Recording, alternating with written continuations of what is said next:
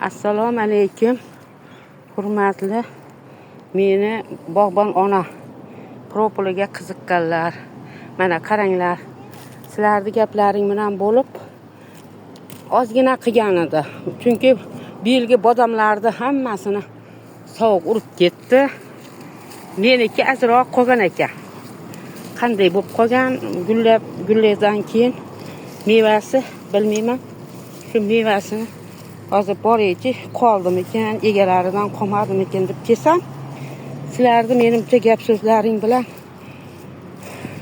sal qo'rqib shekilli mana qopdi. Endi teryapman. Basa pishgan. Ochilib ketibdi, teryapman. Sizlarga rahmat.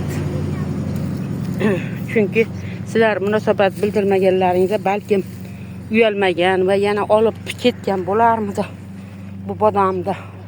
Qani paqirdog'i bodom? Hoy bola.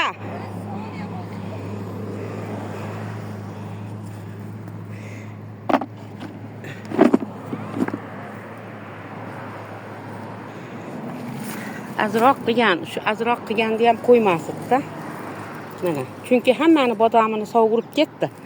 Lekin meniki pastidog'i qolgan ekan, tepasida qilmagan ekan. Demak, pastidog'i sovuq urmagan ekanda, shu qolib ketgan ekan.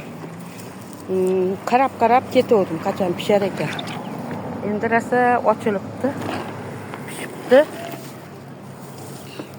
Shuni nabiralarim bilan tergani keldim. Bo'lsa terib ketaman. Agar egalari olib ketgan bo'lsa, qaytib kelaveraman desam, yo'q, egalari olmabdi. Sizlarni gap so'zlaringdan keyin menimcha ketcha uyalibdi shekilli.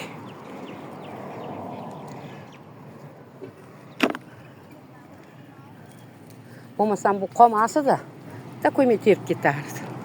Hech narsani ola olmayman. Lekin Alloh bilan gaplashib yuraveraman. Sabab qo'limdan nima keladi? Hokimiyat ularning qo'lida. Hech narsa qo'limdan kelmaydi.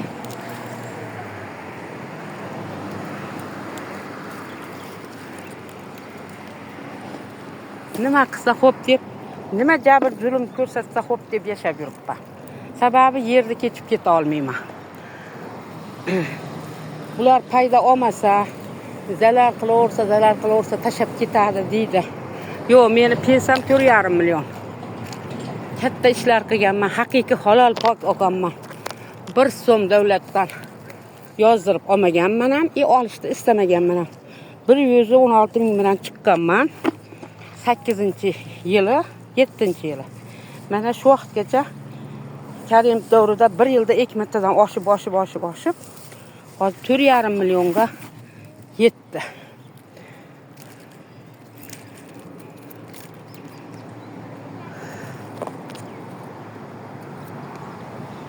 Agar sizlar munosabat bildirmaganlaringda bu 1-2 paqiram qolmasdi. Hammasini terib ketardi. Bitta meva olmayman. Ko'raman, qarayman, o'stiraman, yetishtiraman. Lekin o'zim yemayman. Shunga men o'zimni ko'niktirganman. Allohim menga sabr toqat bergin. Bu dunyoligimga kafolat bo'lsin. Mevalarimni olsa ham menga sabr bergin. Pulim bor. Qilaveray deyman. Odamlar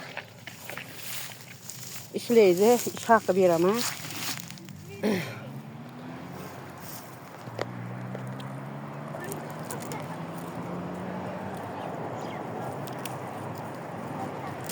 Mashina qilib terib olyapman.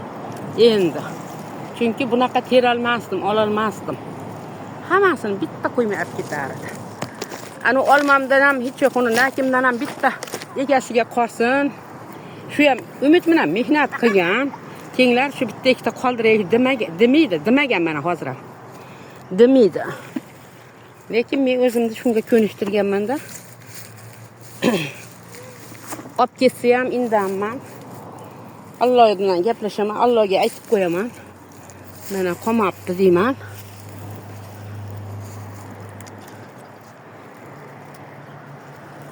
Shu bilan ishlab yuraveraman, tayyor qilaman. Bandalarga yetishtirib, ular olib ketib yeyishib bola chaqasi bilan ko'radi. Lekin men xafa bo'lmayman. Sababi umrim uzoq bo'ladi. Men umrimda shu bilan sotib olaman. Ularga qisqayadi.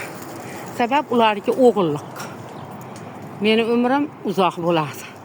Qancha mehnat qilib yetishtirgan mevalarimni odamlarga xayr-ehson qilib berib yuboryapman. Shuncha men bunga xafa bo'lmayman. Bultir shig'im qilgan. Mana shu bir tupdan 2,5 kop olganman. Bultir. Bu yilga kelib yo'q, bultir nima ekan? Olmagan ekanman. Undan burungi yil olgan ekanman. Menga qarshilik uncha emas edi. Baribir yerda olib qo'yamiz deb o'ylab harakat qilishyapti. Qaragandan keyin hujjatni to'g'rilab bo'lganimdan keyin endi hujjat yo'ldan olamiz ekan. Endi zeriktirish yo'li bilan olamiz deb mana 3 yildan beri olmayman. 3 yil bo'ldi men hozir azar etgan ekan. 3 yildan beri mevamni olmayman. Burun dakmit qilmagan edim. Shu dakmitni orqali olamiz deb men bilan yer talashganlar hali qilib yurgan. Shunga ishonib yurgan. Keyin dakmitlarni to'g'rilab hammasini qilib bo'lganimdan keyin bu yo'lga o'tdi. Chunki dakmit tarafdan olib bo'lmaydi ekan. Bu xotinni zeriktirish kerak ekan. Zeriktirib baydan ketkizish kerak ekan.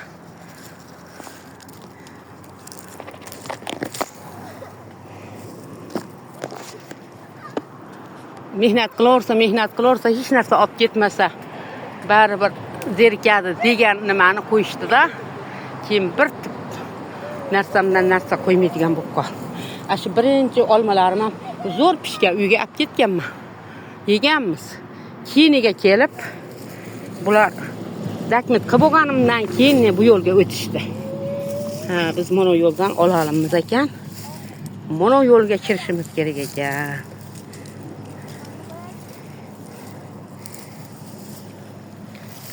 Uni meva olmasdan butkul mehnat qilib birta narsa olmay sotmasdan pul sarflayversa, uyiga kirmasa zerikadi degan xayolda meni mana yo'limga o'tgan ekan.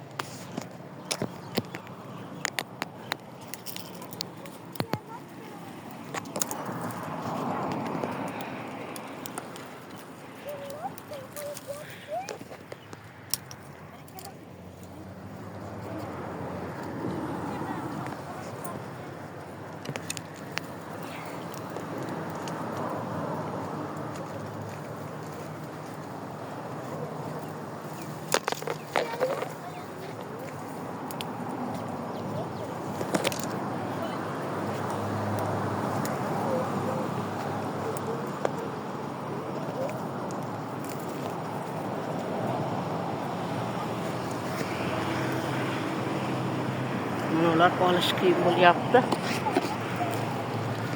Lekin yaxshi haqqa chiqib yurib olishga harakat qilyapti.